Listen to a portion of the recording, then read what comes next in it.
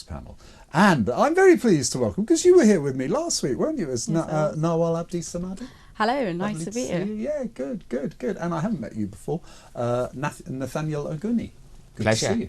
So, lots to talk about, and I'll try and stick to agenda, but I have to say we've got a very, very engaged audience, and if people would like to call on anything we talk about or say, please do. These guys are going to take phone calls as well. 0344 499 1000 is the number. I want to kick off with something that only you two can answer as far as I'm concerned. The Guardian. Not my favourite paper, but I am prepared to look at it every now and then.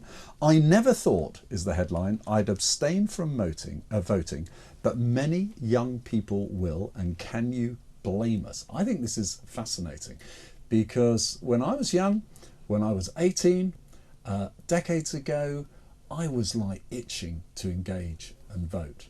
What's driving this? Let me start with you, Nathaniel. What do you think is driving this idea that young people won't vote? So I think there's certainly some disillusionment on the left with the Sir Keir Starmer. I think you look at that and lots of people on the left of the Labour Party would prefer to still have Jeremy Corbyn as leader. And so I think lots of them are unhappy with the positions he's taken over key world issues, the Israel-Hamas conflict being one of them. But I think more broadly, it's quite a weird story because, you look back at the 2016 referendum and, we're 8 years on, so maybe we should stop talking about it. No, maybe, in fact, we're not talking about it enough, in my opinion, Oh, really? in this election. Yeah, I think everyone's avoiding it, including Labour, Conservatives, all of them. Well, so I suppose on the Conservative side, there's a definite need to promote the benefits of Brexit, right? If you've taken us out of the EU, then it's important then you do that. And so they talk about a lot about trade and how leaving the EU has allowed the government to cut taxes. But is that switching young people off? But back to what switching young people off, I think it's weird that young people are switched off because they often complain that they should have been able to vote in 2016, but now they're saying that they won't vote now. I think it's young weird, people, isn't it? Yeah, that's what I'm saying. There's a discrepancy between the two. But I think what you'll find is a lot of young people see other means of political participation. So, they will tweet and they will sign letters and they will do a lot online petitions. But, when it comes to the most concrete way of participating in our democracy, voting, it seems like some of them aren't too interested. So, Nawal, it strikes me as odd. Yeah, I think it's because parties are failing to campaign on critical issues such as reversing Brexit, housing, and tuition fees. Do all young people want to reverse Brexit? I think the older generation were the ones that obviously wanted Brexit to happen. I think a lot of younger people had more other pressing issues at hand before. But I also think there's a lack of relatability. I think a lot of these politicians are much older, Oxbridge educated, the old boys networks, and a lot of young people just can't relate with that. And I think a lot of people are and I know a lot of my friends and a lot of family members that won't be voting. The interesting thing, sorry to interrupt you there, but the point is I'm reading that this could be the youngest parliament ever. And actually, we were going to talk about it, but we were going to talk about an article which, for reasons I explained, we won't, simply because we'll end up reading out lots of constituency names. There's an article, I think, on the BBC about people as young as 21 who are standing for Parliament, which I have mixed views on. So you're going to tell me the younger generation aren't going to vote when this could be the youngest Parliament? That's a bit weird. I don't think it's an age thing. I think I'm not going to mention any of the candidates, but it's like the upbringing. A lot of these, one of the candidates' mum was a nurse, so he knows firsthand the impact the NHS crippling is having on a lot of nurses and doctors. Another one grew up on state benefits. So these are the real life issues that many of us are going through. And them getting on Parliament they'll address those issues that a lot of people just are ignoring, that are in government. But if you are disaffected, are you going to vote? You're going to vote. I'll vote, yeah. Yeah, but if contemporaries are disaffected and not going to vote, what's their alternative? I would say to them, never moan again. Right? No, you have no right to moan. So, the beauty of democracy is choice, right? You get to choose between different parties and indeed, no party at all if you don't vote. But I think if you don't vote, you lose the right to then complain. You lose the right to then sort of say, I'm not happy with what the government is doing. Because quite simply, when you had the choice or when you had the ability to affect that, you didn't do it, right? Yeah. And so I think it's important that if you are politically interested, if you have a vision for the future of our country, you vote. And if you don't do that this time round, then I'm sorry to say you lose the right to sort of complain about. And yeah, they want to give the vote to 16-year-olds, the Labour Party. Well, that's a loser, isn't it? No. It's bizarre because you look at people that are 16 and they don't have many of the responsibilities that fully grown adults have, right? And so I think rights come with responsibilities. They're sort of two sides of the same coin. I think it's unfair to suggest that young people, 16-year-olds, should be able to vote in general elections when they don't necessarily have the same responsibilities in terms of tax, and they don't even have the same rights in terms of marriage and joining the army that lots of adults have, right? And so it's weird. There's just a discrepancy between that. I think we should have an age where we deem you an adult. You are agreeing. I think for me, the past month, I've been trying to get people that look like me, the black people, the Muslim people, people from ethnic minorities, to go out and vote. Like you said, if you don't vote, you can't complain later on because you could have voted. Good message. Good message. Yeah. Now, is bringing back Boris Johnson as pledged by Robert Jenrick. He's one of the many people who want to be Tory leader. We're not quite sure what he will be leading after the election. We will wait and see, assuming polls are right. Is that going to help? Bring back Boris Johnson. Bring back Boris. Nathaniel, it's interesting. It's a winner, isn't it? So, of course, Boris Johnson did have the legendary 80 seat majority back in 2019, and still. Well, he's got personality as well, which does help. that is interesting. A friend told me the other day, and I don't share this with you, but a friend told me the other day that he thinks the leaders of both parties are dull as dishwater, which I don't, as I say, agree with. But I think. But I think there's a clear need for a Boris-style figure. I think he reached lots of communities that our current party leaders haven't quite been able to. It's interesting. Nigel Farage is doing that at the moment, isn't he, Noel? Yeah. He's reaching people. And his TikTok, apparently. It's like lots of young people are getting really quite excited about this. Yeah, just to answer the one before. I think we shouldn't look back. I think when it comes to the UK and how we're sort of perceived in the international stage, I think we're a laughing stock. How many prime ministers have we been through? We've been through Rishi Sunak, we've been through Liz Truss, we've been through Theresa May. And it's just like prime minister after prime minister. We shouldn't look back, we should look forward. But also Nigel Farage, he's got his own sort of he's blamed a vetting company for what do you call it? Some candidates that have gone saying it's just said some really some horrible very and some horrible stuff, and some just stupid. And I don't think he should be blaming the vetting company. It's the candidates that he's got that are Islamophobic, that are racist. And but I think that's. Forgive me. I totally agree on the point you're making. But actually, ultimately, it's always the leader's responsibility. But clearly, they outsourced it and it didn't work. But we're going slightly off topic here. Okay, because Boris Johnson reached the other parts of people that few politicians are reaching. I suggest Nigel Farage is reaching young people, actually, isn't he? Which is quite interesting. Especially on TikTok, isn't it? Nowadays, they're all hopping on TikTok. Yeah, he's reaching a different demographic. I think he's reaching a lot of young men. So when you look at on TikTok, you can sort of see what people's followers look like. And so I think for him, it's actually the young people he's reaching a lot of young men. And I think he is speaking to concerns that a lot of them have that they don't feel have been addressed elsewhere. I think my fear for Nigel Farage and for reform more generally is, as you said, they've had some candidates who have said some terrible things. I don't think a vote for reform helps at this election. You see people over the last few weeks saying a vote for reform is a vote for Keir Starmer, and I sort of understand why, right? Because you look at that, and the deputy leader of reform one time said that he'd be happy with the Conservative government. The former leader of reform said he was happy that the Reform Party pushed the Conservatives into the second place in the West Midlands. What he wanted to obliterate. You're talking about Richard Tice. Yes, he wanted to obliterate the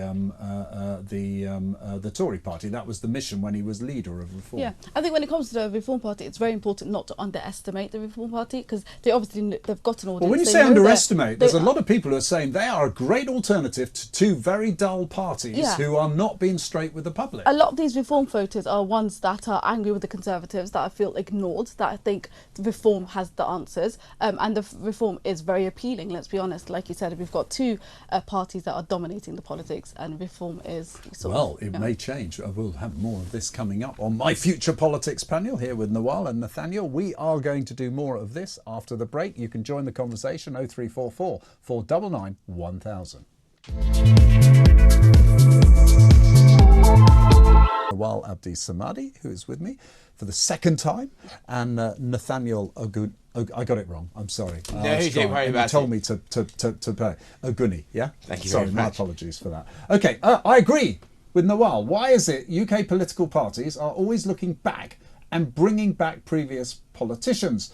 What the hell That is why this country is in such a mess, going backwards all the time. We need to go forward and look forward. Sharon from Staffordshire. There you go. I've got 5. Someone now send in a message for Nathaniel. That would be kind. That would be kind. It would be helpful to do that. Now I'm going to read this out to you because very quickly we're going to cover this for the next subject. Wendy has sent me a tweet and it says, alternatively, these days to not voting, we were talking about why young people may not be voting, appears to be protesting and rioting when they don't want to get what they want. Okay, bit of cynicism in there. But the main point is, if you've got people be politically active, protesting about just about everything that they can, from university campuses, out on the streets of London, whatever, how come they might not vote? Now, obviously, I'm not necessarily saying the same people, but it seems odd, isn't it? So there is a disconnect, but I think if they don't buy into the system, right, I think there's a subset of people who just don't buy into the democratic system that we have, and so you see that's why they use sort of means like that, Just Stop Oil, Extinction Rebellion, whether it's orange paint on buildings or lying across but I think roads. they're cowardly. They should stand for Parliament. Well, quite. Our democracy is a beautiful marketplace of ideas. And so I think you should. That's such a good expression. A beautiful marketplace of ideas. I like that. Taking that. I said we wouldn't spend long on this unless you're burning to comment on that. No, I was just going to say, I think trust. It all boils down to trust, and I think trust is given in the beginning and it's taken. And I feel like a lot of young people just don't have any trust in politicians or the government. What would you say about older people saying they don't have trust in younger people if they're prepared to go and protest, hold up traffic, and make people's lives misery? I'll just put it out there. Let's move on, because it's not all old people, in fairness. No. Young people on Just Stop Oil. In fact, it does seem sometimes like a retirement day out for people.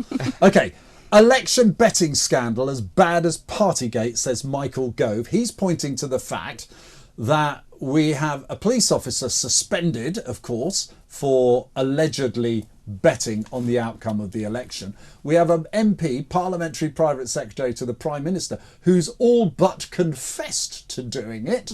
Okay, and I'm choosing my words very carefully, but he's basically said, that was a really silly thing to do, wasn't it? Okay, and he's not suspended from the party or he may be under investigation, but he's not suspended from the party. We've got more people in the Conservative Party who've been betting on the election day. Michael Gove says it's one rule. It reeks of one rule for them and one rule for us. Defend the Conservatives if you dare, Nathaniel. I'm not assuming you're Conservative, by the way. I'm just saying, have a go. Well, I am Conservative, so guilty as charged. Look, I suppose the Prime Minister has spoken about his anger over this. I think it's right that people are suspended while these investigations go on, and of course, should he have suspended his PPS? Don't you think he's?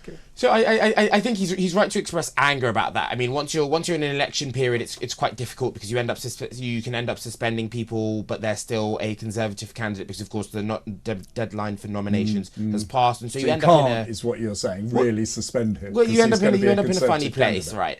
You end up in a funny place, but I think it is unfortunate. Labour suspended theirs, didn't they? Even though he was on the ballot paper in that by-election. Was it Rotherham? I think, wasn't it? They actually suspended their candidate, not Rotherham, Rochdale.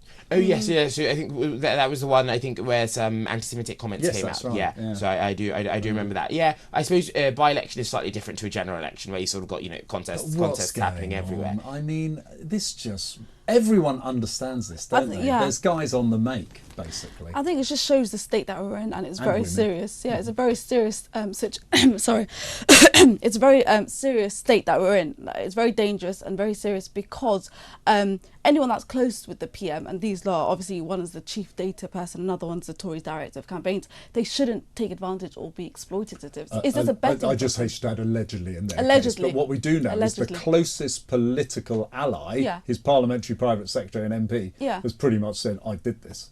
So I think it's very dangerous and. Someone said to me, and I was really surprised by their attitude. They said, it's only a couple of £100. Does it matter? It's not how much. It could be £1, but it's just the ethics, the code and the conduct. And I don't think any of those involved are abiding by that. And Nathaniel, isn't the problem here? Everyone understands it. This has got cut through because it's still a story a week or so later, over a week. But it's so easy to understand. It's insider information. You've made a buck. We probably all would like to do it. Well, no, we don't all want to break the rules, but we'd all like to make a buck, wouldn't we? And everyone's looking at this and saying, and you want us to trust you? So I think we should wait for the investigations to conclude, because of course the Prime Minister's PPS has made comments, but for other people it's not sort of clear whether they actually knew the election was happening at that date, or they just thought. Sure? Well, I mean, that's why we have. Come on, this is a good effort. That's why we have investigations, right? And I suppose when those investigations conclude, we'll have all the information there. But yeah, I think the Prime Minister has said how angry he was finding out about this and the action that he would take. But yeah, it is an unfortunate story. It's disappointing, and like I said, trust is built on it, and now I think a lot of people won't have trust. I got news for you. Go for it. Who are these pair on the debate? Says Dan. Super posh. Oh. Have you ever been called posh? Never. I think I have once or twice. No once kidding. Or twice. Oh, you haven't, have you? Hey, listen. It doesn't matter how or what how you speak. It's what you say that I think is always of more interest. But I thought that was quite amusing. Now, listen. This is interesting because you are young people. I am a self-confessed conservative and probably leaning slightly more socially conservative than maybe younger people. Sir Keir Starmer faces a growing revolt, this article alleges, among female voters who agree with J.K. Rowling's views that the Labour leader has abandoned women after changing his views on gender. He's been all over the place on this gender crisis. I think it is a crisis. He's faced huge criticism. He's got Rosie Duffield, an MP of his, who clearly has given him huge problems by challenging him on his views about what a woman is. Human adult female is kind of what most people in this article are, and I agree, are saying. Why is he pretending that's not the case? Where do you sit on that? I think it's a bit tough, especially with Labour and Keir Starmer. I don't think he's ever going to appeal or appease all the voters. But I do think it's important to point out that J.K. Rowling, donated £1 million when in Gordon Brown's sort of. She's a Labour person. Yeah. But now, and also she's one of the most charitable celebrities. But I don't think Labour's. You can't appease everyone. Everyone's going to have their sort of. Well, yeah, but I think the charge that's being made, and this is by one of his own MPs, she said only women have a cervix. This was the general thrust. Was something he basically said. Let me read this out. Sir Keir said comments made by Rosie Duffield that only women have a cervix, not unreasonable, were something that shouldn't be said and were not right, and that 99.9% of women do not have a penis. I mean, this is women are deeply offended by this, and they are pushing back. Now, it strikes me that the general consensus of lots of young people who agree with this will think that Sir Keir Starmer's right. He's wrong, isn't he? Or am I wrong? Am I an old boy who's just totally out of touch here? I'm not going to get too into this because I know a lot of people are touching. I'm not going to speak for all young people. That's the trouble with debating. No, of course. Especially with young people, I think everyone's got, I think with young people, everyone's got their sort of. But forgive me, if you were an MP in here, I'd be castigating you brutally now, saying, hang on, this is the problem. Is it that hard to define a woman? It's not that hard to define a woman. But you're uncomfortable doing it. Yeah. Everyone's got their views on it, and I'm not going to take away anyone's views on their sexuality.